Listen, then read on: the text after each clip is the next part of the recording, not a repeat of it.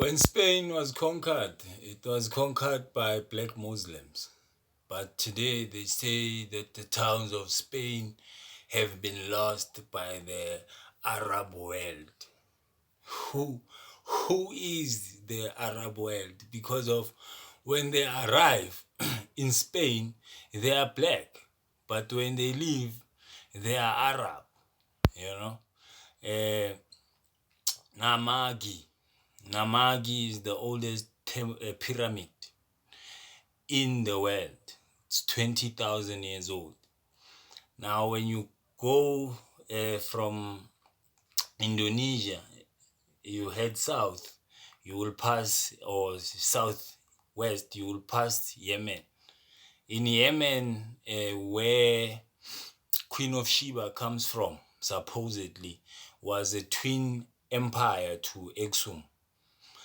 If Aksum or Egypt was able to attack Anatolia, then Aksum was also two sister kingdoms of the Kushites that felt that they were better off with an alliance. Magi is the people that used to take boats around Africa. So Magi Namagi, I don't know, maybe it's just in my head. And then we go to Megiddo. Megiddo is supposedly where the word Armageddon is taken from.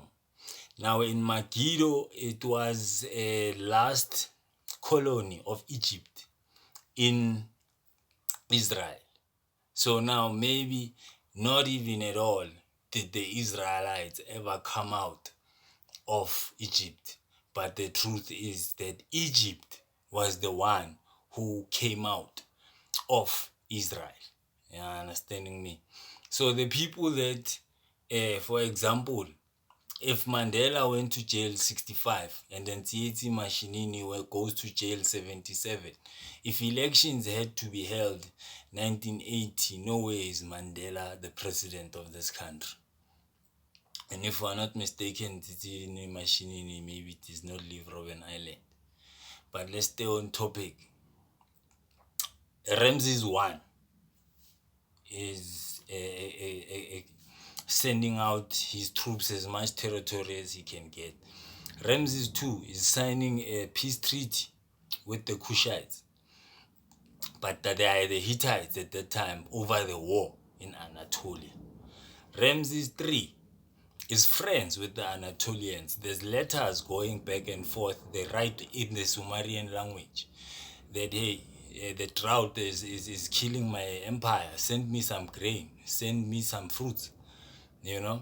So Egypt survives the 500-year-old drought because of Megiddo. But it also loses Megiddo because of, instead of the sea people that supposedly come from Europe that are going around crushing every empire by the coast, the truth is that famine and drought were causing people of that said kingdom to attack it. They say people in Rome, and maybe Rome is better, but particularly Greece, because of the rains. And when you compare them to Egypt, because of the Nile flood, is the people who have a constant water supply are the people that can demand to be praised. So now when they say agri people, we would not have been able to build the pyramids in today's times. There's a woman called Seti who repaired the kingdom or the temple of Seti, and she said that she had a one-on-one with Akhenaten. Akhenaten is King Tut's father. And if you can believe that a white woman had a conversation with a god that said, with a king that said he had a conversation with a god during his time, the sun god. I don't know. But now they are agreeing that the people of the ancient past were smarter than they think they are. I understand. So my point in this video is that Allah and Yahweh is the same God. It's the same God because of Christianity and Judaism are like 1,000 years apart. And then Christianity and Islam are like 500 years apart. And then Sikhism and Islam are like 1,000 years apart. So what do these three religions have in common besides the time that they are founded? It's the region that they are founded in. I understand. In Turkey, there's by the village, the corner or the border of Israel, a town called Samson. So was it King Solomon or King Samson? But now let's get to a point whereby because the world has gotten to a point whereby it's an open secret that there's nothing in the Bible that's factual. It's fiction. It's written 100 years to 200 years after whatever event that occurred. How does King Solomon unite all the tribes of Israel when Islam is one of them, and Islam is founded 300 years after his death? I ask, So nothing in that book is factual. The Prophet Muhammad was a black man. But now the truth is that it doesn't matter what who says. I understand, because of all of these things are said by people. The Islam used to, during prayer time, face the direction of Israel. And then how can you keep facing the direction of Israel when the Israel has been conquered by the Pope? Understanding me? I pray to God that he allows the white man to feel what it is to be black after 10th century, after 10, 20, 20 50 years. You understand? Because if you want our victories so much, then have also our losses.